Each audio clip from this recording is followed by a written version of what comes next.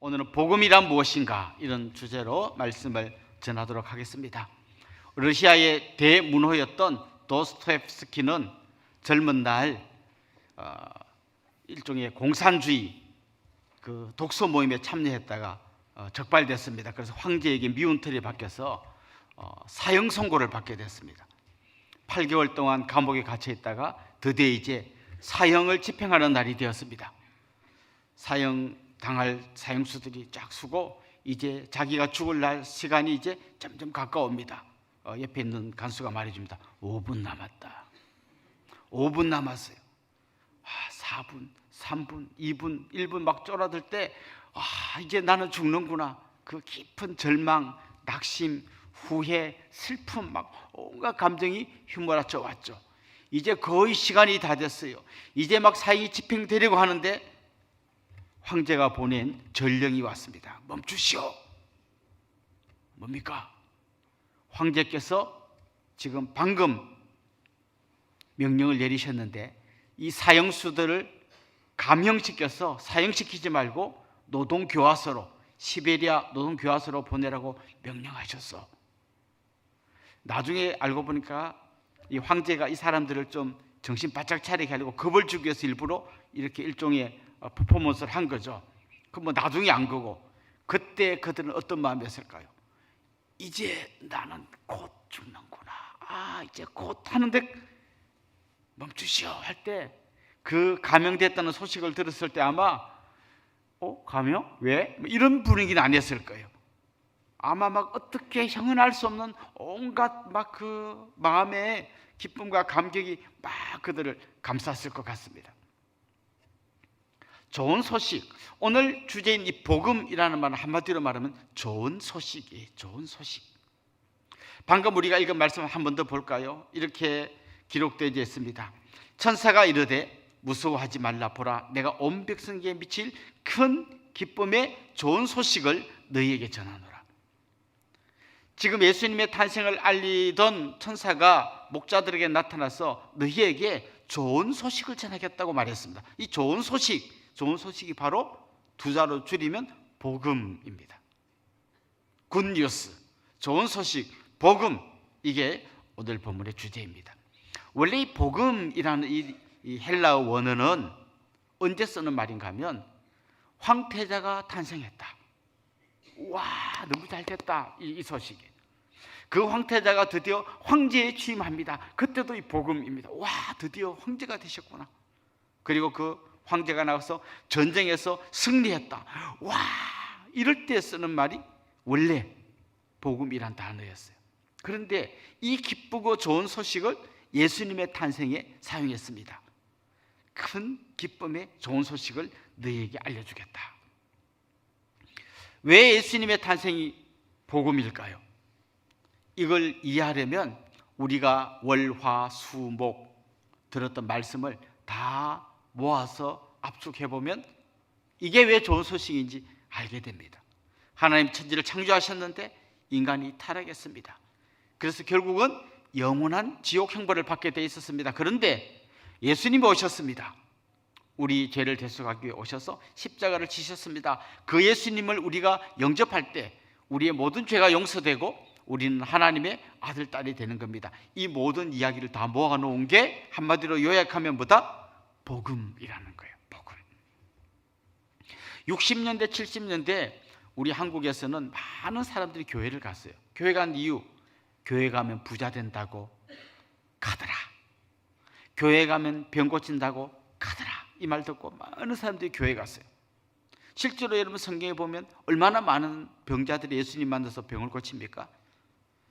그 놀라운 소식들이 있기 때문에 예수님 믿고 병 고친다는 말 얼마든지 할 수 있는 이야기예요. 그러나 자칫 잘못하면 방금 말씀드린 죄와 죽음에서부터 영원히 멸망받을 수밖에 없는 우리를 예수 그리스도를 통하여 구원해 주셨다는 이 어마어마한 좋은 소식 놔두고 부자 된다, 병 고친다라고 하는 작은 이야기에 함몰되면 이 작은 이야기 때문에 진짜 복된 소식, 진짜 좋은 소식을 제대로 알지 못한다면 이건 우리에게 굉장히 손해가 나는 거죠. 그래서 흔히 우리가 이런 걸 기복신앙이라고 말하는데, 기복신앙의 문제점은 예수 믿어서 병 고친 일이 없다가 아니라 그 이야기보다 비교할 수 없이 크고 놀라운, 너무나 감격스럽고 기쁜 진짜 복된 소식이 있다는 걸 놓쳐버릴까 봐 기복신앙이 문제다라고 이야기하는 거죠. 결국 우리 성도들이 신앙생활하는 것은 이 복음의 감격으로 신앙생활하는 거예요. 이걸 다른 말로 하면, 자동차로 비유하면 엔진과 같은 거예요.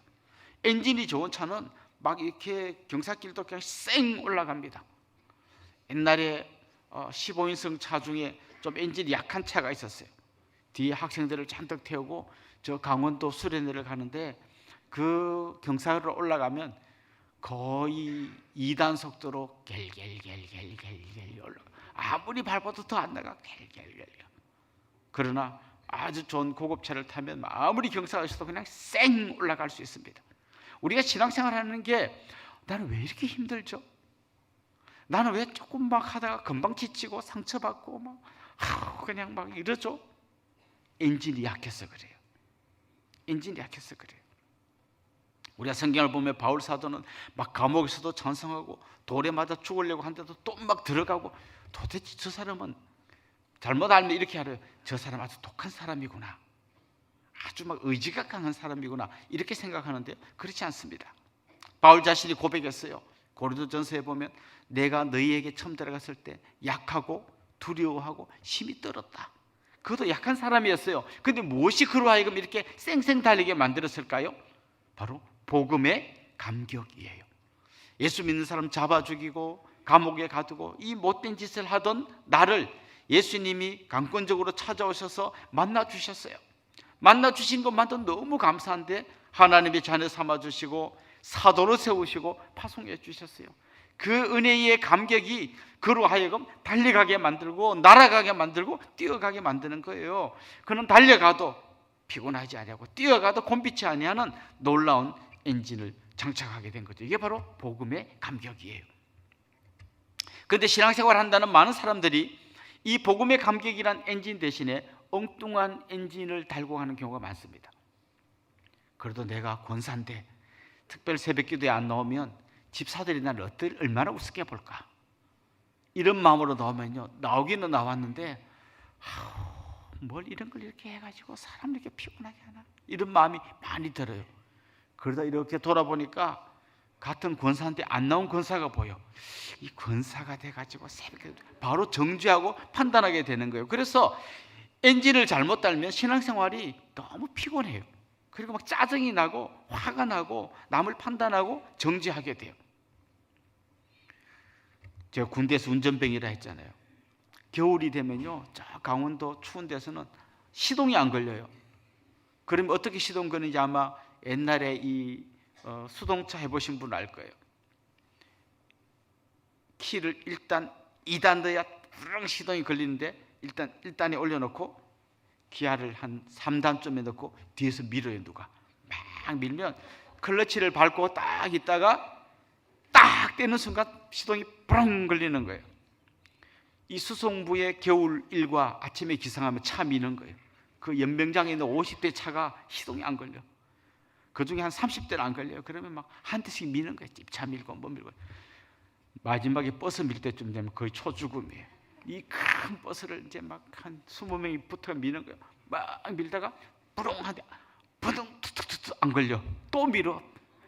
신앙생활 이렇게 하는 거예요. 엔진이 안 걸리는 사람 이걸 밀고 다니려고 생각해 보세요. 얼마나 신앙생활이 힘들고 피곤하겠어요. 복음의 감격은 우리로 하여금 달려가게 만드는 놀라운 힘이 있습니다. 저는 여러분이 의무감, 책임감, 인정욕구 이런 다른 엔진으로 신앙생활을 하지 않기를 원합니다.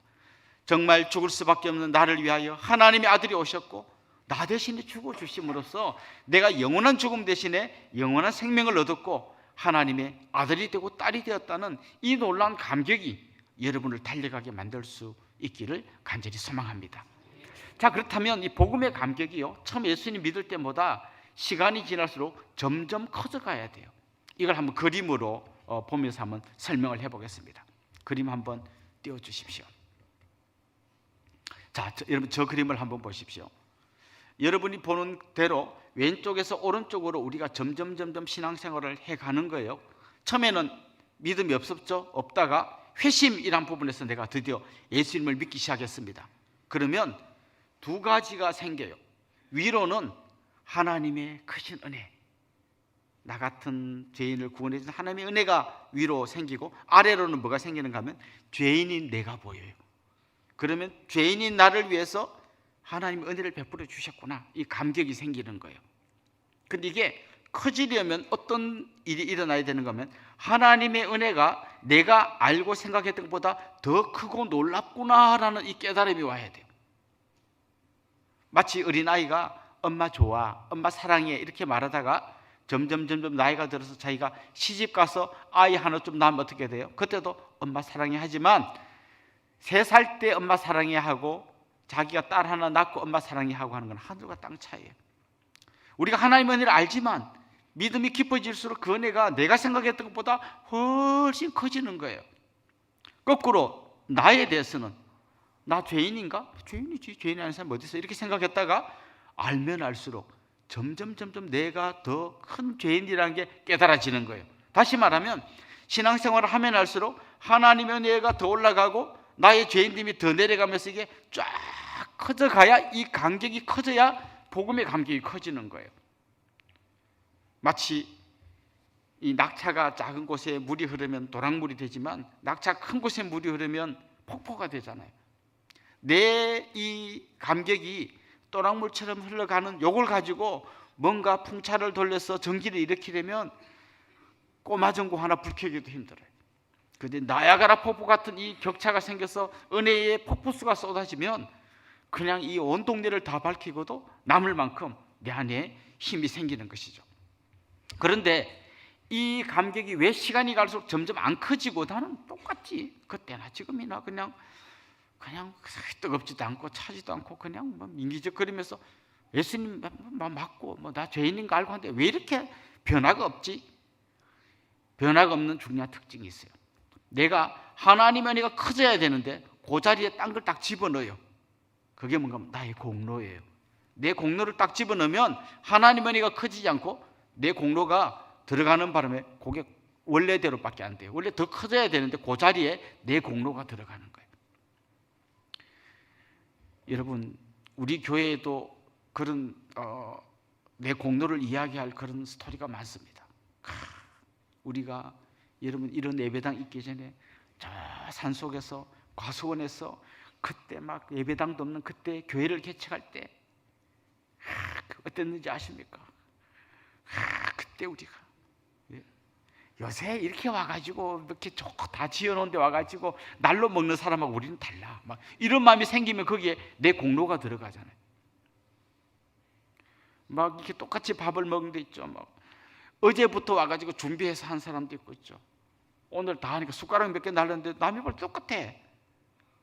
나는 저 정도 아니야, 나는 더 많이 했어. 이게 내 공로가 들어가면 하나님의 은혜가 들어갈 자리가 없어요. 이런 마음이 드는 거죠. 하나님, 나 같은 사람을 안 예뻐해 좀 누구를 예뻐해 줘. 이게 이제 내 공로가 딱 들어가면 하나님의 은혜가 이렇게 올라가야 되는데 그게 요 정도밖에 안 되는 거예요. 또 한 가지 이 복음의 감격을 줄이는 게 있는데요, 내가 죄인이라는 깊은 이 자각이 있어야 되는데 그 자리에 뭐가 들어가는가 하면 위선과 가식이 들어가요. 그래서 정말 나 같은 죄인 살리신 그 은혜가 놀라운 감격이 있어야 되는데 내가 적당히 멋진 모습으로 딱 서 있으면 꽤 괜찮은 사람처럼 보이잖아요. 주일날 잘 나오고 만나는 사람마다 반가운 얼굴 인사하고 샬롬하고 또 목소리 약간 더 홀리 보이스죠. 할렐루야 이런 거 좀 하고 이러면 굉장히 내가 좀 죄인인 게 감추어진단 말이죠. 그러다 보면 내가 죄인이라는 사실을 처음에는 남을 속이기 위해서, 감추기 위해서 내가 이렇게 했는데 나중에 나도 속다 보니까 내가 꽤 괜찮은 사람이고 잘한 게 많고 이러다 보니까 이 간격이 커지지 않고 요만해요. 이걸 갖고 달려가려니까 힘들어요. 힘드니까 자꾸 상처받고 지치고 낙심되고 탈진하고, 그래서 연말 되면 나 이제 안 할래, 그만할래, 이런 이야기들이 나오게 되는 거죠. 전형적으로 이 복음의 감격 없이 요렇게 살아가던 전형적인 대표적인 사람들이 바리새인들이에요. 바리새인들은 정말 하나님의 은혜 대신에 자기의 공로의식에 꽉 차 있었어요. 그래서 바리새인과 세리가 같이 기도할 때 바리새인이 뭐라고 기도하는가 하면 이렇게 기도합니다. 하나님, 저는 하나님께 11조를 잘 드리고 일주일에 2번씩 금식합니다. 무슨 얘기예요? 하나님의 크신 은혜에 대한 감격은 온데간데 없고 자기가 11조 잘하고 금식 잘하는 거, 이걸 하나님께까지 자랑할 정도입니다. 그리고 옆에 세리가 기도하는 걸 보고 그가 또 이렇게 말합니다. 하나님, 저는 토색, 불이 간음하는 그런 인간들하고 다릅니다. 저는 세리 같은 놈이 아닙니다. 자기는 꽤 괜찮은 사람이라고 외식하게 됩니다. 그러다 보니까 그들 안에는 감격은 없고 뭐만 남습니까? 판단과 정죄만 남는 거예요. 저는 여러분이 오늘 기도할 때 하나님, 나에게서 내 공로를 빼내게 해주십시오. 나의 이 가식을 깨트리고 있는 모습 그대로 하나님께 나가서 정말 죄인 중에 교수인 나를 위하여 하나님의 아들이 오신 그 놀라운 복음의 감격으로 살아가게 해주십시오. 이게 오늘 여러분의 기도의 1번이 되면 좋겠습니다. 사실 이 복음에는, 이 복음 바로 두 옆에 양쪽에는 복음의 유사품이라고 하는 큰 구덩이가 있어요. 그래서 이 복음을 오다가 자꾸 사람들이 그 구덩이에 빠져요. 첫 번째 유사품 구덩이는 뭔가 하면 율법주의, 이런 거죠. 내가 열심히 신앙생활을 하면 하나님 나를 이뻐 봐가지고 나한테 뭔가를 베풀어 줄 거다. 그러면 내가 막 열심히 하면 할수록 하나님 나한테 복을 주셔야 되는데 어느 날 이런 생각이 드는 거죠. 이렇게 했는데 하나님이 나한테 좀 섭섭하네. 하나님에게 빚을 지우는 거예요. 하나님, 나 올해 엄청 열심히 했어요. 아시죠? 그리고 올해 우리 큰애 대학 들어가는 거 아시죠? 저 하나님한테 할 만큼 했습니다. 하나님도 아시죠? 우리 아들, 이게 뭐예요? 하나님의 일종의 거래를 하는 거예요. 율법주의의 함정은 뭔가 하면 내가 열심히 하면 하나님이 그만큼 상응하는 뭐를 주신다는 거예요. 여러분에게 하나님이 열심히 했기 때문에 막 돈을 많이 주고 아들 합격시켜주고 거기에 대한 기대가 있습니까? 하나님 그 정도가 아니라 자기 아들을 희생시켜서 우리에게 생명을 주셨어요. 우리는 이미 가장 좋은 것을 받고 시작하는 거예요. 거기에 뭐 다른 이런 거 가지고 하는 거는 일종의 하나님과 거래하는 율법주의예요. 내가 뭘 많이 하면 주시고 안 하면 안 주시고, 그럼 내가 이 정도 사는 거는 그만큼 했으니까 하나님이 복을 주시 이만큼 산다고 생각해요. 이런 경우 어떤 함정에 빠질까요? 내 삶에 찾아오는 조그마한 문제에도 하나님한테 섭섭해요. 그리고 이걸 남이 알까 봐 걱정돼요. 내가 교통사고 난 걸 남이 알면 저 목사가 얼마나 띨띨하게 신앙생활을 했으면 하나님 벌을 내려서 교통사고 났을까, 사람들이 이럴까 봐 걱정해요. 여러분, 우리 신앙생활은 그런 게 아니에요. 하나님이 이미 우리에게 가장 좋은 걸 주셨어요. 우리 그 감격으로 기쁨으로 하나님 말씀에 순종하며 사는 거예요. 두 번째 함정이 있는데요, 이건 정반대예요. 우리가 뭘 해서 구원받은 게 아니라 하나님이 은혜를 베풀어서 구원받았고 우리 죄 용서 받았기 때문에 우리가 뭘 좀 잘못한다고 하나님 막 벌 주고 이런 분이 아니기 때문에 어떻게 살든지 상관없다. 이건 마치 율법 폐기론 같아요. 대표적인 이단이 구원파입니다. 구원파는 하나님의 은혜로 구원받았기 때문에 우리가 어떻게 살아도 우리의 구원은 흔들리지 않는다는 걸 너무 강조하다 보니까 사람들이 그 말을 들으면서 어떻게 살아도 상관없구나 이렇게 생각하게 되는 거죠. 여러분, 우리가 구원받는다는 것은 죽을 때 천국 들어갈 수 있는 티켓 한 장 얻었다는 걸 의미하지 않아요. 그 정도가 아니에요. 이미 하나님께서 우리에게 베풀어 주신 말할 수 없는 그 은혜의 감격으로 정말 율법이 있기 때문에 억지로 율법을 지키는 사람과는 달리 그 은혜의 감격으로 내 마음의 엔진이 켜져 가지고 기쁨으로 주님 말씀에 순종하며 사는 게 복음적 삶을 사는 거예요. 그래서 얼른 보면 열심히 신앙생활 잘하고 11조 잘하고 주일 잘 지키고 열심히 기쁨으로 찬양하는 거나 이거 잘해갖고 하나님 기쁘게 하려고 내가 하나님과 거래하는 거나 겉으로 보면 비슷해요. 순서가 바뀌었어요. 복음은 하나님 먼저 나에게 가장 좋은 걸 주셔가지고 내 가슴 속에 복음의 감격이나 엔진에 불이 붙어갖고 기쁨으로 신앙생활하는 것이고, 율법주의는 이렇게 하면 하나님 나한테 뭘 주실 줄 알고 그걸 받아내려고 억지로 하는 거예요. 겉으로 보면 비슷하지만 사실은 순서만 바뀐 게 아니라 그야말로 정반대예요. 저는 여러분이 이 복음의 유사품에 빠지지 않으면 좋겠어요. 가끔씩 그런 이야기 합니다. 요즘 그 이단 JMS 뭐 이런 이단들에 대한 시리즈가 넷플릭스에 지금 방영되고 있는데 굉장히 많은 사람이 충격을 받더라고요. 이런 질문을 해요. 거기 지금 4개인가 연속으로 이단 시리즈가 나오고 있는데 전부 기독교 이단이에요. 왜 이렇게 기독교 이단이 많습니까? 여러분, 명품백은 위조품이 있지만 비닐봉투는 위조품이 없어요. 비닐봉투를 막 위조품으로 막 정교하게 똑같이 만드는 위조품은 없어요. 왜? 이런 찌질한 거는 위조품이 안 생겨요. 진짜 명품에만 위조품이 생기는 거예요. 복음이 너무나 귀하고 너무나 소중하기 때문에 거기에 가짜가 많이 생기는 거예요. 저는 여러분이요, 이 복음의 감격을 경험한 다음에 복음이 주는 놀라운 풍성함을 누리면서 살면 좋겠어요. 예수님께서 요한복음 10장 10절에서 이런 말씀을 하셨습니다. 도둑이 오는 것은 도둑질하고 죽이고 멸망시키는 것뿐이요. 그 다음 같이 한번 읽어봅시다. 내가 온 것은 양으로 생명을 얻게 하고 더 풍성히 얻게 하려는 것이라. 주님이 이 땅에 오신 것은 우리에게 생명 주고 천국 가게 해줘서 우리 티켓 한 장 얻어서 찌질이 고생하다가 막판에 이 티켓 갖고 천국 들어가게 하려고 오신 게 아니라는 거예요. 양에게 생명을 주실 뿐만 아니라 더 풍성히 주려고, 더 풍성한 삶을 살게 해주려고 주님이 오셨다는 거예요. 그래서 주님이 우리에게 제일 원하는 건 뭔가 하면 이 복음의 감격을 누리면서 풍성한 삶을 살기를 주님 원하고 계십니다. 에스겔 선지자가 에스겔 47장에 보면 환상을 보았는데요, 성전 문지방에서부터 물이 흘러나오는 거예요. 그가 1,000척을 측량한 다음에 그 깊이를 재보니까 발목까지 와요. 또 1,000척을 더 가서 깊이를 재보니까 무릎까지 와요. 또 1,000척 더 가서 재보니까 허리까지 와요. 또 더 가서 재보니까 이번에는 수영할 만큼 아주 깊은 물이 되는데, 이 물이 흘러가는 곳마다 주변에 과일나무가 막 풍성하게 열리고 생명의 역사가 일어나는데, 나중에는 저 죽음의 바다 사해로 흘러 들어갔는데 그 죽음의 바다라고 생각했던 사해에서 물고기가 뛰어노는 놀라운 환상을 봤어요.